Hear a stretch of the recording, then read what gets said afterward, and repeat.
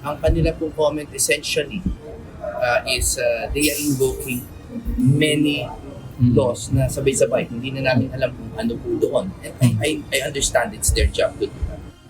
Matapos makapagsumite ng comment ang Office of the Solicitor General o OSG sa urgent motion at manifestation ni Senator Ronald Bato de la Rosa sa Korte Suprema, nanindigan ng mga legal counsel ni Senator de la Rosa na hindi nasagot sa OSG comment ang mga issue sa nasabing petisyon.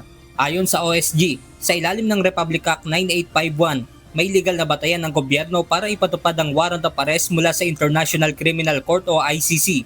Pero ayon kay Attorney Jimmy Bondoc, nakabatay anya sa batas na dito sa Pilipinas nararapat litisin ang isang kaso kahit pa ito ay crimes against humanity. At malinaw na malinaw po doon na wala pong intensyon ng legislatura noon na ipasa sa ibang bansa at maging enforcement mechanism ang batas na ito para sa ICC. Nilinawin ko po, malinaw na malinaw sa Senate deliberations ay gumawa tayo ng batas against crimes against humanity and other similar crimes para litisin dito. Napakalinaw po doon sa mga usapan ng mga senador. Tanong naman ni Atty. Israelito Torion kung anong partikular na batas sa Pilipinas ang nagbibigay ng pahintulot sa ehekutibo para arestuhin, ikulong o isuko ang isang Pilipino sa ICC nang walang warrant of arrest mula sa local court. Giit pa ng mga abogado ni Senator de la Rosa na hindi dapat ituring na pugante ang kanilang kliyente. Tugon ito sa pagbanggit ni Solicitor General Darlene Berberabe sa naunang desisyon ng Korte Suprema na nagsasabing ang isang taong tumakas upang umiwas sa kaso ay nawawalan ng karapatang humingi ng proteksyon mula sa hukuman. Again, trabaho po nila yun. Sabihin niya, and kami, ang lagi namin ididiin ay hindi po pwede maging fugitive ang isang tao na wala namang batas na tinatakbuhan.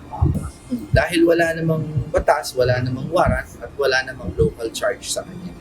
Para naman kay Atty. Torion, patuloy ang kanilang kliyente sa paghingi ng relief sa kataas-taasang hukuman at hindi ito dapat ituring na pag-amin ng pagkakasala o pagtakas sa batas. Wala nang ideya ang mga abogado ni Senator Bato patungkol sa kinaroroonan nito. That's very sincere. Sana po maniwala ang inyong mga taga-sunod na hindi po talaga we did not know when he was coming in and we did not know that he was leaving. Tandaan po nyo na military strategist si Bato at sanay po siya na gumawa ng mga bagay na alinsunod sa kanyang mga personal lamang na history. Benedict Samson, UNTV News and Rescue. Diyos ang aming sandigan, serbisyo publiko ang aming pinahahalagahan.